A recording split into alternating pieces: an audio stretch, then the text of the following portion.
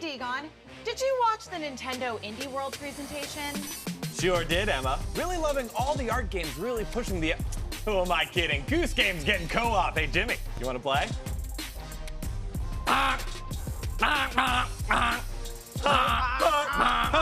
That's a yes.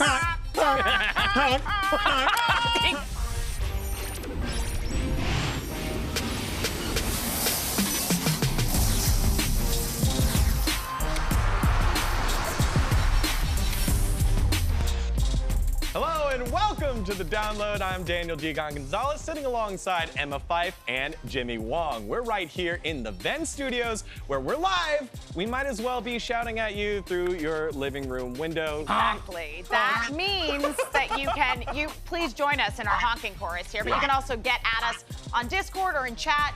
So, give us all your opinions. We can handle it. Also, make sure to give us a follow on Twitch, Instagram, and Twitter while you're at it. In just a few minutes, we'll be joined by our co-hosts on the wall, Aaron Ashley Salmon. But first, let's kick things off with the biggest stories of the day in the Lowdown. Lowdown. The honk down today. The honk down. Doofy Battle Royale Fall Guys is continuing its rampage across the streaming world. As of Tuesday, it has officially overtaken esports juggernaut League of Legends in terms of average Twitch viewership, according to Twitch Tracker.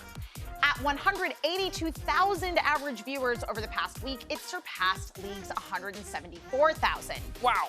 On Twitter, Fall Guys decided to take a little shot at Riot Games, saying, "Sorry, at League of Legends, maybe we could budge up and both sit on the throne together. I just don't like the insinuation that we yeeted you out of your fancy chair. I'm sure there's room for us to sit there together."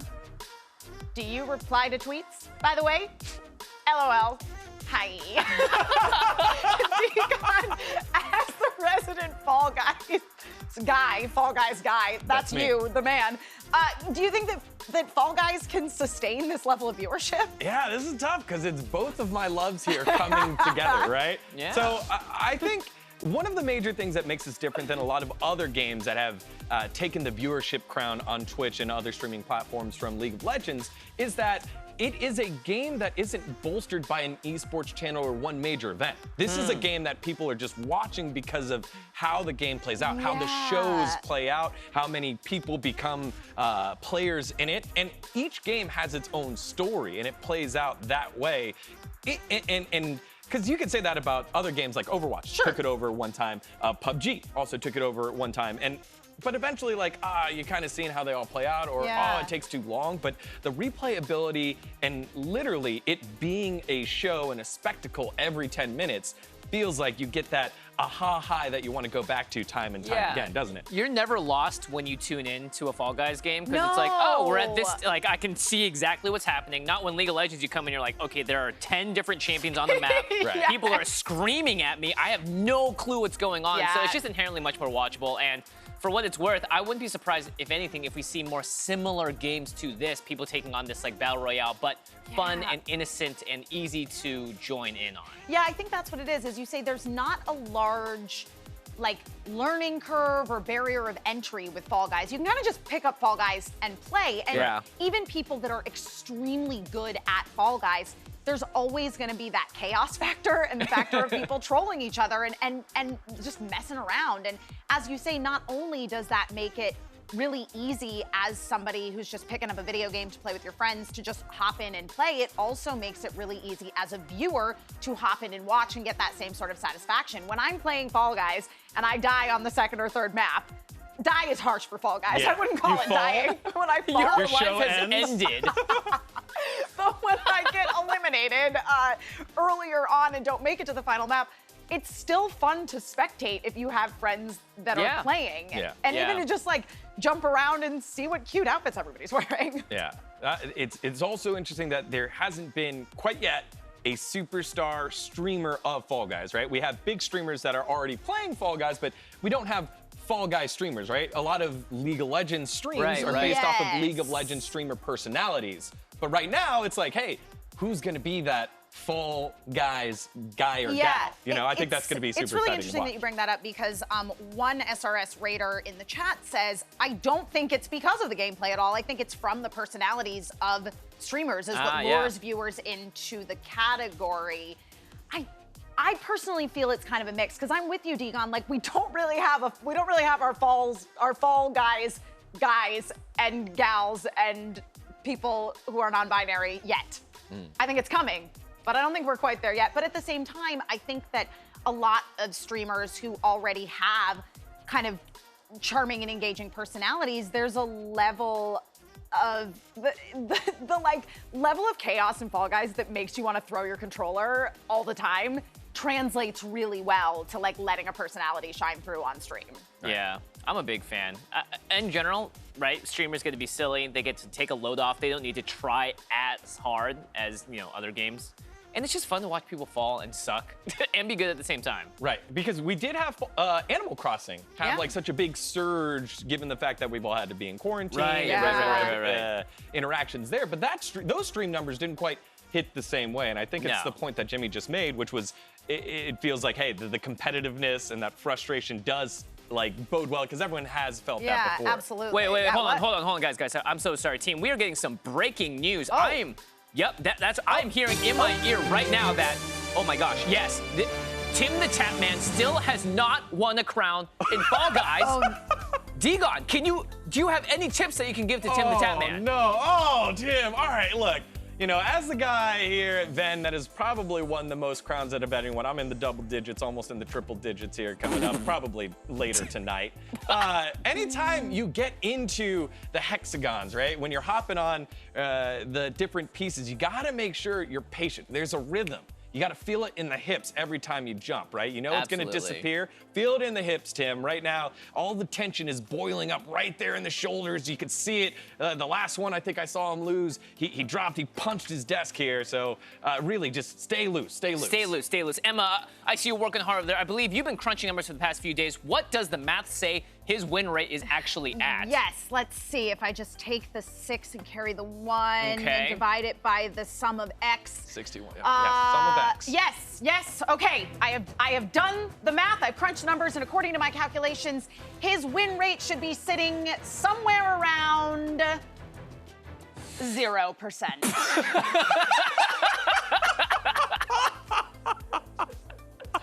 Stay right here on the download for any updates to this incredibly, vitally important story. Thanks for that, Emma. All right, on Tuesday, Nintendo showed off a whole bunch of smaller games in its latest Indie World Showcase. We got gameplay looks at Hades, Torchlight 3, and the absolutely chaotic-looking co-op mode coming for free to the untitled Goose Game. Meanwhile, Spiritfarer, A Short Hike, Raji, an Ancient Epic, and a bunch of games previously only available on Apple Arcade got surprise launches on the Switch on Tuesday. Yeah, but before we dig into what we think, we want to know what you guys out in the world. What are you most stoked about from the Indie World Showcase? Is it A, Goose Game Co-op, B, Hades Cross Save, C, Spiritfarer, or D, something else that we didn't get there? Because there were a lot of different showcases. Yeah, I really thought the answers were just going to be Goose Game, Goose Game, Goose Game, or also Goose Game. You can type it in chat and we will be able to track your answers, everybody. Yeah, so for all y'all, what did you guys think about the showcase? Okay, listen. There were a lot of titles in there that I'm very excited about, and I've already downloaded Takeshi and Hiroshi and A Short Hike because they were available later today, and they were only like $8. But an upcoming title that I am absolutely fascinated by is Card Shark. Yeah. Card Shark is a game wherein you are cheating your way at cards through the like French aristocracy.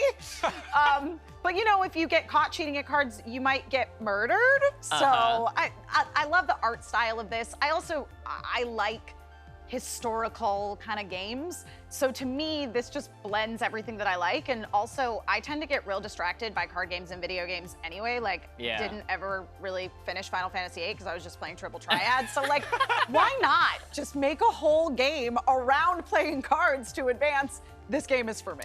Yeah, for me, that's Magic the Gathering. Actually, the game that I'm most excited about would be Hades. This is a game that I've been playing because it actually had a sort of pre-release on Steam a while back. I'm really excited it's coming to the Switch. If you guys like Bastion, it's the same company that made that game. You are playing the son of Hades himself trying to escape from the underworld. What you're seeing right now is an animatic, but the game does look and feel like this. It's amazing. It's really fun and dynamic. You can choose from a bunch of different weapons, and every room that you go through, right, is going to be different, and you can have a different level up, power up. You can choose to align with Zeus, for instance, or Nyx, or Athena, or whoever it is, and you're changing your abilities as you power up, go through this dungeon. It's really sweet, tons of different levels. The boss fights are all really fun. I've sunk probably 30+ hours in this game already, and I'm loving every second And of also the artwork. It's a lot of real thirsty interpretations some of characters from Greek mythology. Buff gods up in here. I'm in. Well, as much as fun that might be, you know, cheating, lying over there, and, you know, hack and slash and everything Hot gods else over there. here. Hot gods. I like Untitled Goose Game. The fact that I'm going to get to create double the chaos with all the piano sonatas happening all the while is fantastic. You now have 2 geese there. Get rid of that duck. You don't need the duck.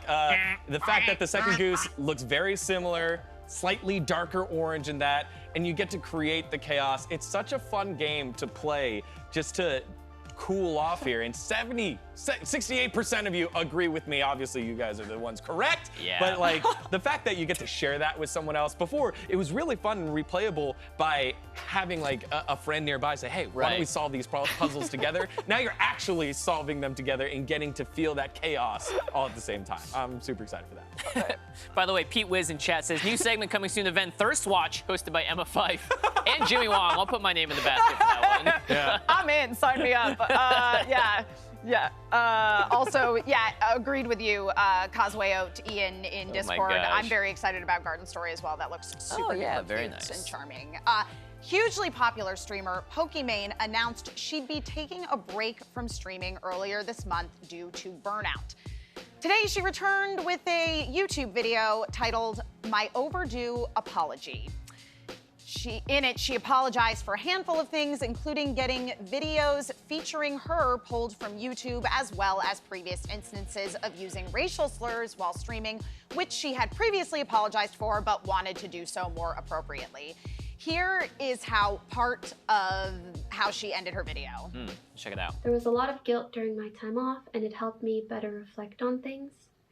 I have, of course, a responsibility to myself to take care of my mental health, but I also have a responsibility to all of you to improve and to just be a better example.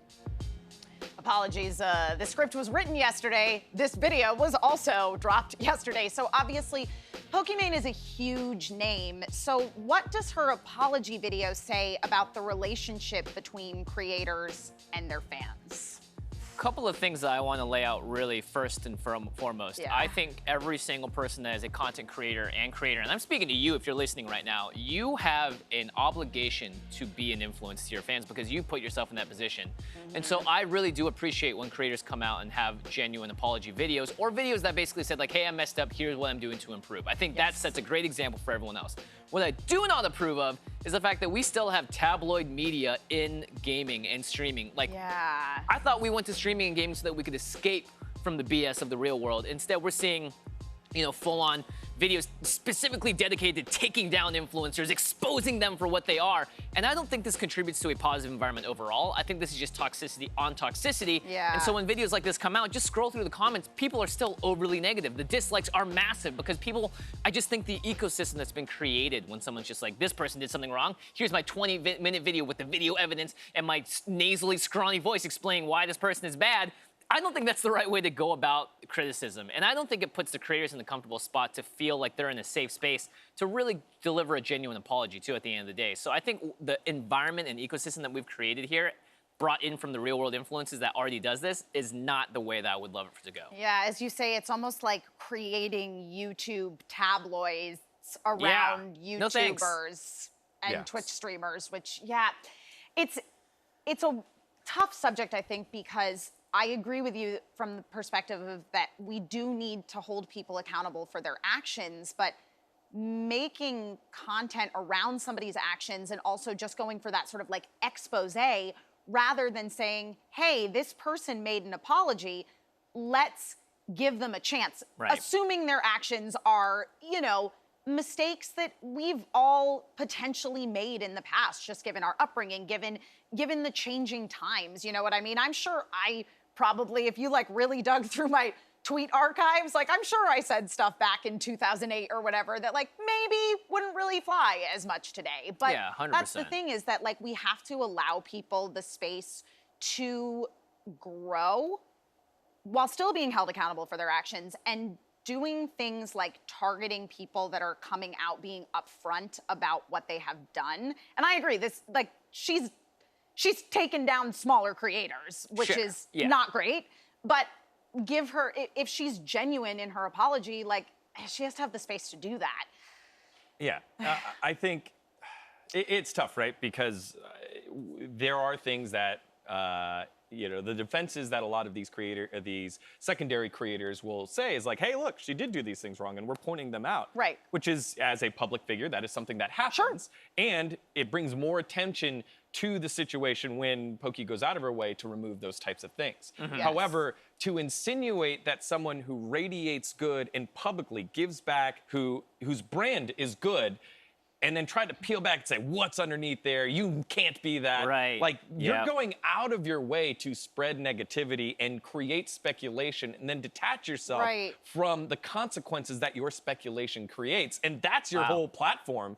Like, to me, it's very, very frustrating, right? And then you also run into the murky area of essentially like, it's not really weaponizing their fan base so much as it is like weaponizing other people against their fan base. Because, you know, particularly in the case of Poki, and this is with women in general, someone will say something nice on a video that they've done, and immediately there are a bunch of people jumping at them in the comments saying that they're simping.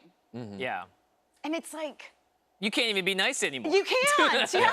Yeah, Deacon brings up a great point. If you were one of those creators out there running around opening up cans of worms, sometimes even fabricating cans of worms out of thin air, then it is also part of your responsibility, I believe, to deal with the fallout of what happens afterwards, right? It's like walking up to a problem being like, everyone look at this problem, look how bad it is. I'm gonna show you how bad it is. All right, I'm out because I got to go uncover some other problems. Like, bro, you just unlocked something here that is going to cause a lot of controversy, a lot of people to raise very loud and angry voices, and you're not taking any responsibility for what you're starting and what you're insinuating, too. Right, and there's a major difference between a creator and then, like, because I think to my own self, I have another podcast that we do bring up people's mistakes in a competitive forum, in a competitive space. That's different because there's competition there. There's a reason why you point out these things, why they didn't work, why not. Right. But when you are a lifestyle creator, that to me, like, doesn't subject you to the same level of scrutiny.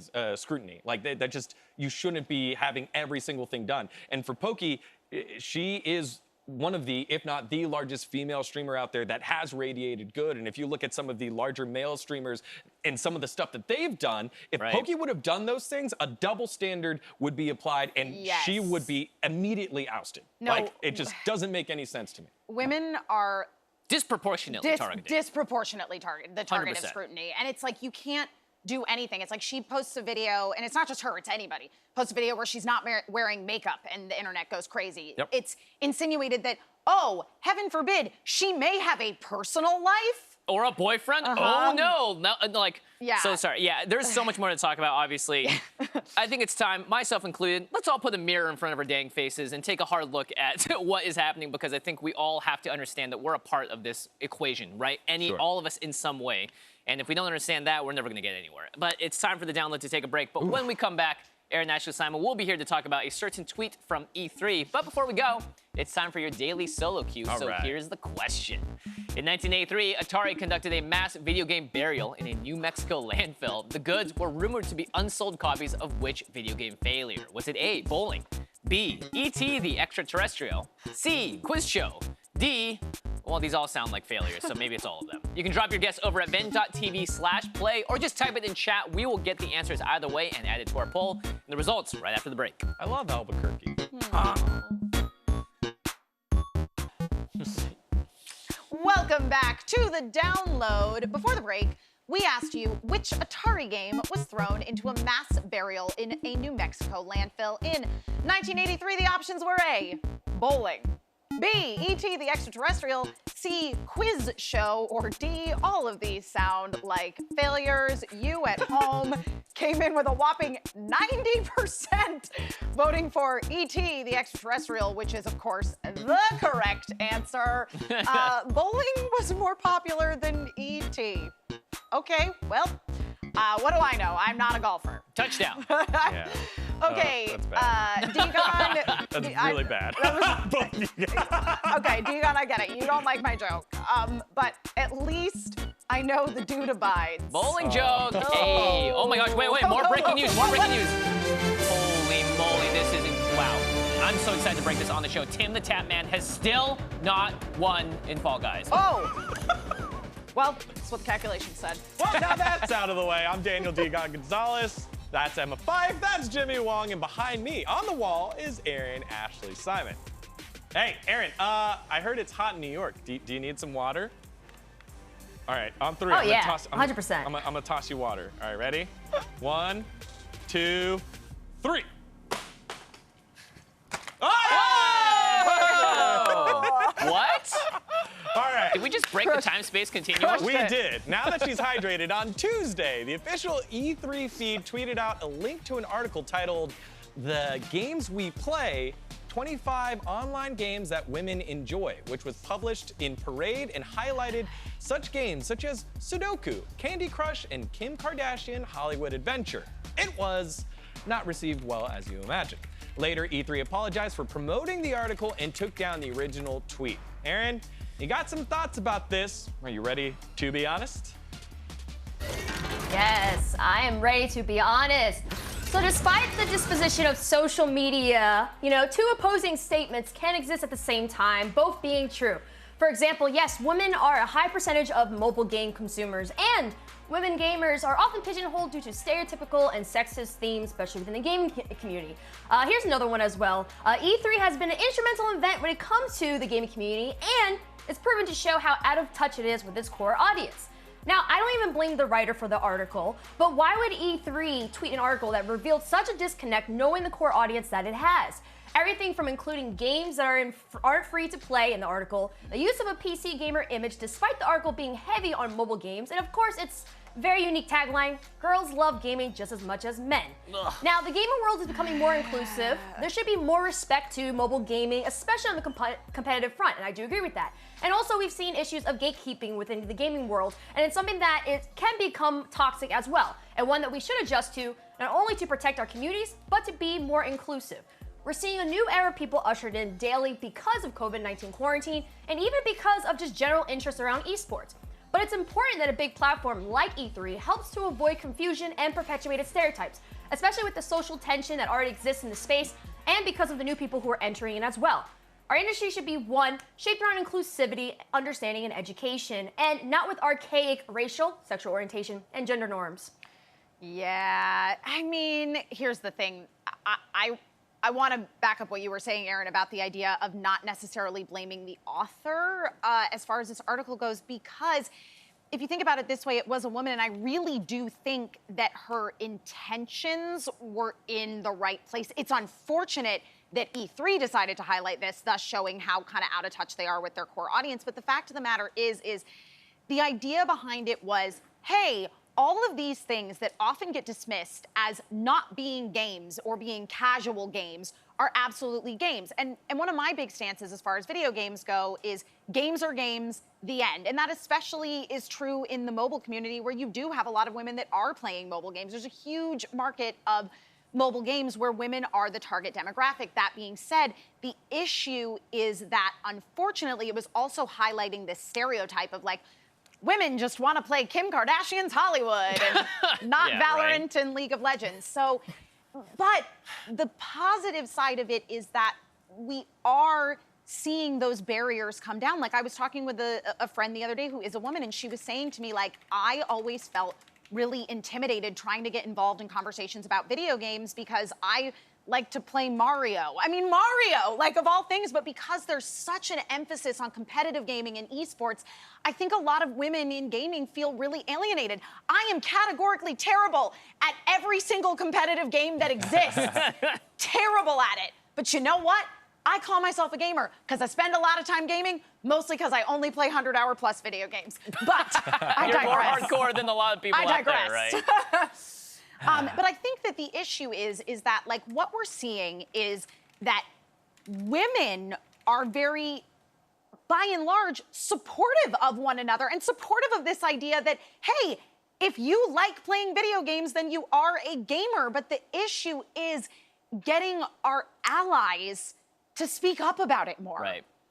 And to legitimize it. I agree. And, like, straight up, we have enough divisiveness Right? in society as it is. We don't have time for this boneheaded crap from E3. Like, it's so tone deaf, it's so dumb. I made a little list on my phone. I'm just gonna read it. Oh, writers, get ready. Jimmy Wrong wrote something. Things we should normalize and destigmatize. Oh, I don't know, maybe wearing facial coverings to protect yourself and others in public. Therapy, it can be for everyone. Gender fluidity. And yes, gaming is for everyone. And however you want to enjoy your hobby, it's your life and your right. We don't need to necessarily assign more things to create more divides. It just seems like a waste of time. Things we shouldn't normalize. My soapbox is not over. Oh, wow. Internet tabloid culture. Yes. Creators making their entire living off of drama alerts and damaging antagonistic clickbait. White supremacy. We cannot normalize those things, but let's destigmatize the idea of what these splits in gaming are. Gaming is for everyone. We don't need to add more divides where they're not necessary. Yeah, and that's the thing is this article was really interpreted as like, games for girls. And I really don't think that was the intention, but the fact that you have someone like E3 boosting this. Yeah, there's a difference between showing your stats and having a statistical background rather than this kind of like weak intro to gaming type thing and then pairing that with females. That wasn't the way to go. And I think it also shows a little bit of a divide with E3 and kind of how they're shifting a little bit away from what they used to be several years ago. Before it was an industry-only type event. Now it's open to the masses, but now, because it's open to the masses, they're trying to think, hey, what do the masses want? Well, who better to know than us? And that was incorrect. You know, it was an industry event. The industry was what pushed E3 forward. Now E3 is trying to say, hey, this is what's best, and they got it completely wrong. But I do want to make sure we leave space for people to learn, right? Yeah. They did take the tweet down. 100%. It was against, Totally. it was definitely against a lot of pushback, but they took the tweet down within the same day. It was, I believe it was 4 hours. And hopefully they take the time to look internally and say, hey, who thought this was a good idea? Why did they think it was a good idea? Did no one else speak up? And if they didn't, why did they not feel empowered to speak up? Because the gaming space should feel like a place where you can speak your mind. And if something's wrong and you feel like you're not empowered to speak up and you're worried you might lose your job, maybe that's not the best place for you to be in, and there are other places for you to be in the gaming space to do that. Yeah. That's a long road path, you know, what it could be, but definitely looking internally and making the changes, and us as the audience giving them space to make changes is necessary. And this article was all based on a poll, right? We had real data coming in. It was just presented as poorly as possible. Yep. So, I mean, let's all take a breath. Let's do it a little better next time. Yeah. There's always a next time. Yeah, I also think that part of the responsibility is us on the gaming community as well. I think we also have to not put such a stigma on casual gaming. Yes. Because like Emma said, there are people who game who literally, I have friends who literally come and ask me, am I a gamer because I play this? I'm like, is it a video game? Yes. Yeah. Okay, so you game. You're a gamer. So I feel like, yes, it's very important for us to protect the community, right? Especially considering that a lot of different non-endemic brands look into this space and, you know, especially in the esports, they see the dollar signs, they see all the pizzazz, right? But we also have to be a little more lenient in terms of helping people to understand the industry more, understand gaming, and be comfortable with coming in. Even if they slip up a little bit, we also should be a little more kinder to those. Like, for example, that writer, right? You know, she's probably was put in a position where, you know, it wasn't her decision to write that article, because that's how most publications work. It'll be an editor or someone higher up that asks the writer to write it. So we have to be a little more welcoming and a little bit lenient in terms of helping them and guiding them. And it's kind of like the same way that we saw it with, like, I mean, and this is a little more drastic, but like the same thing like for Black Lives Matter movement, right? As someone who is Black, it is important for me to also help educate and guide people through these conversations. On a lower level, it's the same thing that we need to do for the gaming community, so people don't feel like they can't be part of something. Because if we want this industry to grow, we need to be open to having more people come into this space. Yeah. Absolutely, yeah. I mean, that's exactly what this is all about. Is we can't gatekeep. People want a game. Let them game and let them learn. You know, people are constantly learning and changing, and we'll continue to do so throughout the rest of the show. However, the download does have to take a break, but when we return soon, you'll be able to play a certain samurai game with your buds. Cool. You can be sure that we'll be talking about it. The download will be right back. Let's lead by example, everybody. We're buds, right? We're buds. Welcome back to the download. Today on VENN, Chrissy Costanza welcomes Gavin Magnus into the guest house to play games, chat, and goof around with all of you out there in streaming land. So be sure that you stick around and watch that today at 1 o'clock p.m. Pacific, 4 p.m. Eastern. Aaron is back in the wall to dive into a whole bunch of stories. So let's get into downloadable content. On Monday, developer Sucker Punch announced Ghosts of Tsushima Legends, a new update for its open-world samurai game.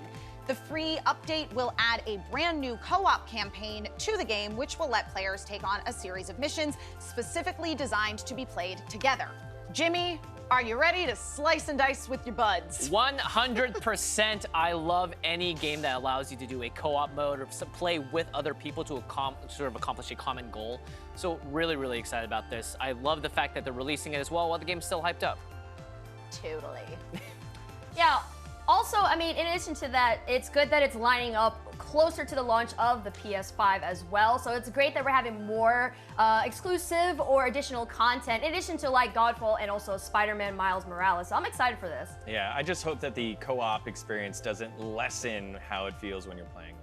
And I hope it doesn't reduce the number of foxes you can pet. Oh, that's a good point. Yeah, next. do we all get to pet the fox? Yeah. Okay. Yeah. Up next, the Call of Duty League playoffs are kicking off today, with the first matches kicking off between Paris Legion and Seattle Surge, followed up by the match between Optic Gaming Los Angeles and the Los Angeles Guerrillas. Ooh. Aaron, Cool. let's go to you first. What are you looking for in the first day of matches? Ooh, exciting. All right, so the matches I'm looking for is the elimination bracket. We have the Paris Legion against Seattle Surge, and Paris is a team to keep out for. And they made some big surprises during the regular seasons. Now the winners bracket, which is later, London Royal Ravens versus Toronto Ultra. Definitely take a look at Ultra. They had a solid performance, especially when it came to the Toronto home series. And they previously beat up the likes of FaZe, Chicago, and Dallas, who are part of the top teams so far, and they've had a pretty solid run. So it's going to be really exciting, and I believe also this is the first time that we're seeing this playoffs in completely online format, as well as a bigger prize pool. I think it's the largest prize pool as well, so it's going to be super exciting. I know tomorrow we're going to dive into it a lot more and dive into esports a lot more with Matt on. Yeah, $4 million up for grabs in this tournament here. Atlanta FaZe #1 seed, Dallas Empire #2, so we'll see if anyone can catch them. I'm definitely one of those people that when I watch Call of Duty, if I just jump in, I am lost. More like Call of Duty. Yeah, yesterday, Oculus announced that it would be requiring everyone who used its VR headsets for the first time to log into a Facebook account. Okay, boomer. The announcement caused a bit of an uproar, but Dagon, does it make sense for the VR hardware company as they're owned by the social media giant? I think it 100% makes sense. Facebook has pumped in a ton of money into VR, believing it to be the next space, the next untapped space, and I think, hey, why not provide dividends for that? Yes, it's kind of like how they own Instagram, but you don't have to have that connection there. However, this is so much more immersive. If you feel like you can immerse your own personality into it as well, I think it bodes a little bit different than other social media. Right. Yeah, the only concern that I have, though, is this constant, I guess, concern that people have in terms of Facebook's policies and privacy measures. So, you know, the fact that VR is being an instrumental element in terms of Facebook, that's something that I think we need to pay attention to as well. But also, I mean, who uses Facebook? I mean, are they gonna do like virtual birthday parties for the notifications from people's birthdays? Like, I don't know. It's just, it seems, I don't know. It feels weird to even have to log into Facebook to use a VR when we don't, I don't know if you guys log in. I really don't. Yeah, I mean, look, I think a lot of people predicted that this is going to happen. So this has obviously got a lot of people a little upset that these two are being paired together so tightly and people didn't want to have a Facebook account to do so. I'm trying to look a little deeper into the future here. I see a lot of Facebook users that have never used VR before, and if this means that the barrier of entry for them is a little bit less, I'd love to see that happen. I think the possibilities with VR are massive. I mean, imagine if you had a meditation VR thing that everyone did for an hour every single day, you might have just solved world peace. Yeah. And I don't have a Facebook. So looking at you, PlayStation VR, you are the one for me. That is going to do it for downloadable content, but don't you worry. When the download returns, it's time to test Aaron's knowledge of all things internet obscurity. We'll be back in just a couple. Have we honked yet? There we go. Welcome back to the download. Breaking news once again. Almost 650 matches of Fall Guys later. TimTheTatman still has not won. Is it because he sucks or he's being trolled? We'll find out more on the download.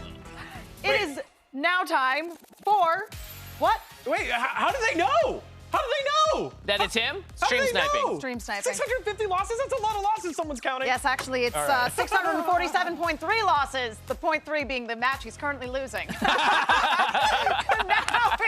Now for real, it's time for 2 lies and a truth. Aaron, we have got a challenge for you. Now, we have scraped the dregs of the internet to look for the weirdest, most obscure stories that are out there. Then we wrote a whole bunch of fake headlines and combined them into 2 truths, or 2 lies and a truth.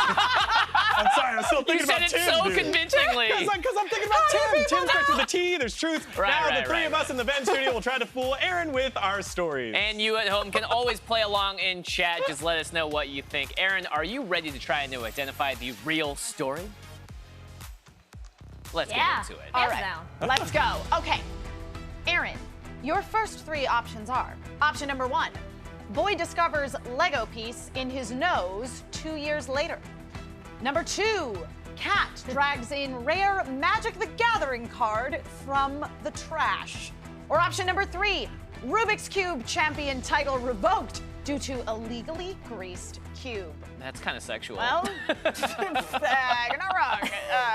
Aaron, which one of these is true? I hate getting my cube greased. Oh my gosh. I'm gonna go with the cat drags. Oh, that is an excellent question. I'm sure Jimmy would love a cat to drag in a rare Magic the Gathering card directly into his home. However, the correct answer, the truth, is number 1. The boy who discovered a Lego in his nose. Actually read that on Twitter yesterday. Yeah. Of course. 7-year-old Samir Anwar, who lives in New Zealand, shoved a Lego in his nose in 2018, only for it to be discovered after he took a big whiff of a cupcake. Just goes to show, always make sure to get some cake. Oh, chill, bro. Oh my God. All right. Oh my gosh. They touch it too many times. All right, Aaron, give this one a shot. Which one is the truth? Newly released marshmallows expand too quickly, leading to recall. Man sues Mars Inc. after proving M&Ms melt in hands. And 3, Swiss factory malfunctions, bringing down chocolate rain on town. I'm so glad you did that. Good luck, friend. Oh, I know this one because I saw chocolate rain or something along those lines, and I was like, oh, I gotta click this, but it ended up being kind of more serious. All right, it's the Swiss factory one. It is possibly correct. When a ventilation system malfunctioned in the Swiss town of Orchen, the entire town was covered in what can only be described as chocolate rain. Thank you, Zaymonde. There we go. Yeah. That's disgusting. That's. I wonder if anyone that went out there is it delicious? mouths open, like, all right, it's my only chance. Willy Wonka, here I come. All right, finally, it is my turn. Which one of these 3 is the true story, Aaron? Is it 1, a lab which makes Pathfinder robot sues Respawn over Pathfinder in Apex Legends? 2, Coral Castle Museum in Florida sues Epic Games over Coral Castle in Fortnite. So much suing. Or 3, car manufacturer Dacia sues PUBG Corporation over Dacia in PUBG. Aaron, which one of these 3 stories is real? This is a good one. The I don't court know. case is only round. What's the script say? Oh, yeah. I do know this one. This is a really good one. And not just because it's script. Oh my gosh, so much pressure. I'm gonna go with Eke it out. the PUBG one. Where's our buzzer? There it is. Well, Aaron, the real answer is number 2. Coral Castle Museum sues Epic Games over Coral Castle in Fortnite. Yeah. The roadside tourist attraction in Homestead, Virginia. That's where like my Virginia? office- What? Florida? Homestead, Florida. Sorry, there's Homestead, Virginia. Homestead, Florida believes that there are simply too many thematic similarities between their museum and the location in Fortnite. There's also clearly just too many towns named Homestead. Yeah, there's too many homesteads. I've been to the Coral homesteads Castle. sue I'll each tell you other. one thing they are thirsting and hungering for. It's more money! Because that place was not doing well when I was Hey, there. Aaron, so how do you feel like you did, Aaron? Okay, I feel like I need to dive more into the obscure news a lot more, because the only one that popped up on my timeline radar before was the chocolate rain one. But seems like I need to have a chat and other people help me in terms of diving into the depths of Reddit, because I feel like Nice. that's where all the news is with these obscure things. Yes, so there you have it, chat. Erin has put out a call to action. Please send her every obscure internet story you ever come across so that she will be the master of this game the next time that we play it on Or don't, the so show. we can beat her Oh. next No, time. you should help her. Please help Oh, Mary. it's all about the competition. Or help us. Anyway, the download has to step away for a bit, so that means, unfortunately, it is time for us to let Erin go. She has a lot of interneting to do, clearly. But coming up, me, Emma, I have seen your memes, and I got some stuff to say about them. So stick around. Taylor!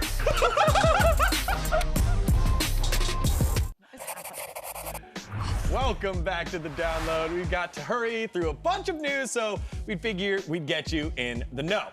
The long-awaited Baldur's Gate 3 will be missing its original release date of sometime in August, but it's coming soon nonetheless. The revival of the classic CRPG series from Larian Studios is heading to early access on September 30th.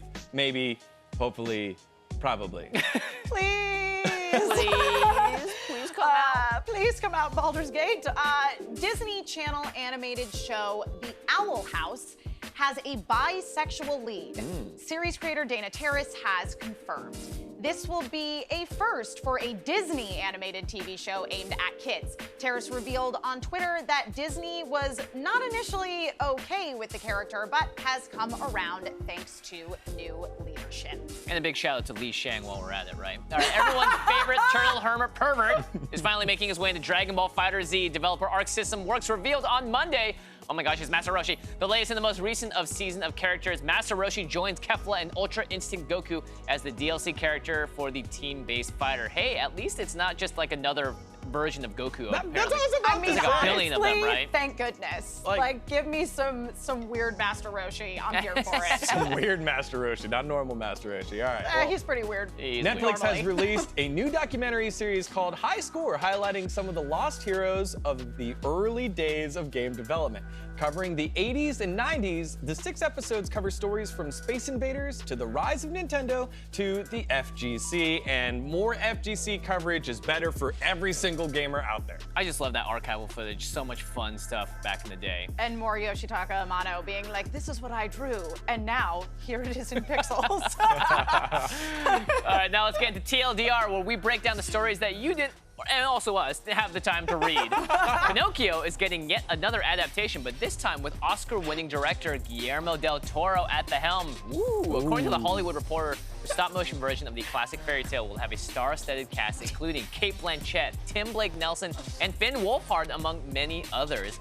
Emma, I hear you're a big Pinocchio fan. Care to offer your thoughts? Incorrect. She's freaking out right now. I hate Pinocchio. I hate everything that's based on Pinocchio. I was very traumatized by the boys turning into donkeys when I was a child and crying that they wanted their moms to come help them. I can't handle it. When I go on the ride at Disneyland, I close my eyes at that part. She does not like toy donkey boys. All right. Nope. Remember how Star Wars Rogue One writer Gary Whitta started an Animal Crossing talk show? Well, it's taking a break, so he could start a Fall Guys talk show. That's right. Talk Guys is the latest endeavor from Whitta, and it promises to be as chaotic as the game it takes place in. I feel like I'm getting deja vu. Gary Whitta is kind of changing the game here, just making all these talk shows. I mean, do you think it's gonna last? Digon, what do you think? Yeah, absolutely. Look, Fall Guys is the only game to take over League of Legends with multiple different things other than esports. I love the fact that now we have another way to watch it. My question is, what map do you think he's gonna be doing the talk show on? I want to just know if he's gonna bring TimTheTatman on and just roast him, because breaking news, that guy has not won a single game yet. Oh, sorry, Keep trolling him. Oh, no. All right. Last week, all you maniacs on Discord did Jimmy dirty with your Photoshops. So we thought, why not sacrifice our other friend Emma to the meme gods and throw her up against a green screen? Well, the results were, they were something. Here to take a look at them is Detective Emma, who has some examining to do in social studies. Yes, that is correct. I am the world famous detective Emma Fife. I'm going to investigate some of what has been put on the internet after I stood in front of a green screen and took photographs last week. First off, we have got this work of art from Ian, who is Casaway Oat on Discord. Woo! I have to say, Ian, I do not appreciate your lack of confidence in my trivia abilities. I would score much higher than this if I were on Jeopardy! Even against Ken Jennings? Even against Ken Jennings, I challenge you to a Jeopardy! Hey, at least you didn't owe money. Yeah. That is true. I am not in the hole. All right. Following that, our next piece comes to us from Sobrias. This is real footage of me playing Fall Guys. It's Emma the Tatman. Truly what it happens. Yes, you thought that Tim the Tatman was the worst Fall Guys player ever. It may, in fact, be me. This does warrant some further investigation. Sobrias, the king of memes, the fastest memer in the West, unfortunately not with us today. Next up, we have got Manatee. Manatee, beautiful sea creature Manatee, who has also put me into a film, a classic film, with a beautiful sea creature, which is a crab. As you know, we were celebrating Crab Week last year on VENN TV. And next up, we have got the Magellan. The Magellan, this is also coming to us from our Discord. Ooh, meta. Who truly has captured my brand as somebody who is a large fan of Persona 5 and its very snazzy design scheme. Here we are. And also, it is leading us into the true question, which is, how come we have so many memes of Jimmy and me, but not so many of one Mr. Digon Gonzalez? Now, here's the thing, there are definitely Digon memes out there. However, there is no such thing as too many Digon memes. As a matter of fact, here is a beautiful example of one of the greatest. No! Wow! Wait, that's just Digon at home. It is a further mystery as to who has actually created this meme. Alone. It is a mystery as to who's created this meme. So, let us know if it's you, but Digon, get over there, Digon. It's time for you to go to the green screen. We gotta get you doing some things. Quickly, Digon, right, go, quickly, the show's almost over. Going. You know they'll cut us off. Confirmed live, Digon. Digon. Pose 1. Pose 2. Yes. Pose 3. Pose 4. And pose 5, make it cute. That's an interesting version of cute. That is going to do it for social studies, which means it's also going to be it for the download. We will be back tomorrow at 11 Pacific, 2 Eastern. TimTheTatman, 1001.